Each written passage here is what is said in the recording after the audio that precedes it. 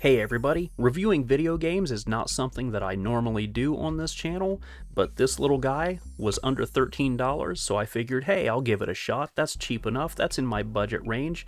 So I've got a 400 game console here. This thing looks super generic, and the packaging is also kind of a little sus as well, but we're going to tear into this thing and see what we get, and we're going to see if it's actually worth the 13 bucks that I paid for it.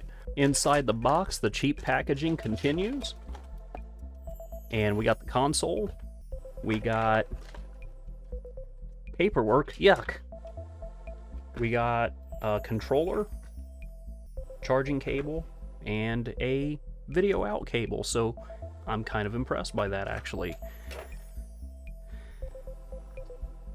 It actually has a charge to it, and we have English and Chinese to choose from at the on screen. I'm assuming it's up and down. Okay, here we go. And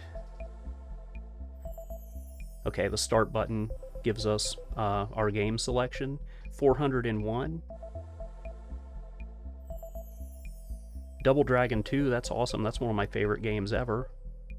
This is probably a volume wheel here. Yep. That gets pretty loud, actually. I'm going to shut it off. I'm going to tear into the back here. And the battery is a BL-5C.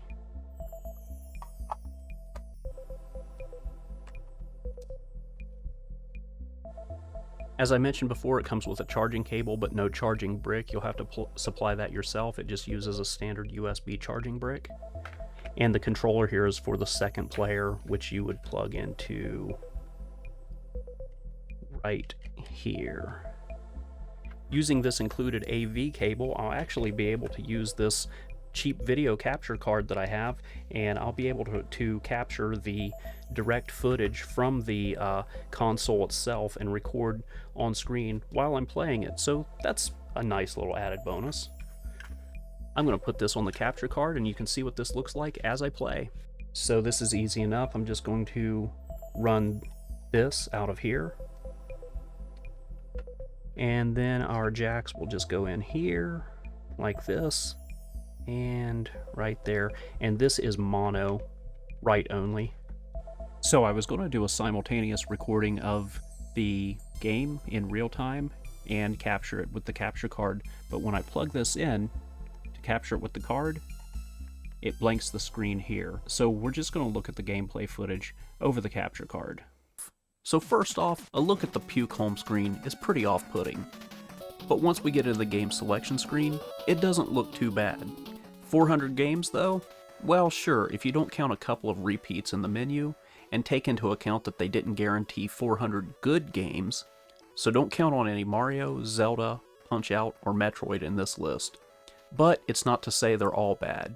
We've got Double Dragon 2, Contra, and Hot Blood Wrestle. I have no idea what that is, or how to play it, because it's in all Japanese, but it has the fatties from River City Ransom and Super Dodgeball, so that alone makes it great in my book. The gameplay on the big screen doesn't look terrible, though it does look better on the console's tiny screen. For every good game that you can find in the list, there are about 50 stinkers.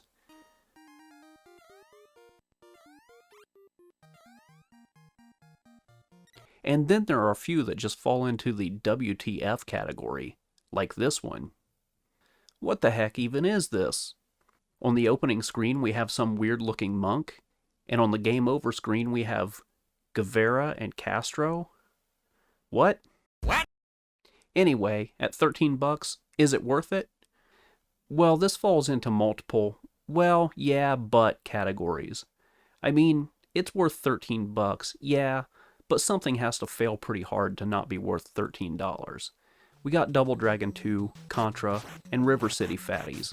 But on the other hand, you could say, yeah, it's worth 13 bucks, but for like 20 you could probably get a similar console with a better game selection, like a lot more of the NES staples like Mario and Zelda. It could keep a little kid distracted for a little while, maybe on a road trip. I imagine their curiosity of what each game is probably would keep them more interested longer than any one game on the list. And it could make for a very meh stocking stuffer too. My advice, just hold out for something else. I mean, not to knock it, but if you can get this thing for 13 bucks, just think of what a strategic and well-researched $30 will get you. But that's it for this one, and here's a shout out to my patrons. If you would like to support this channel either on Patreon or Ko-Fi, there are links in the description.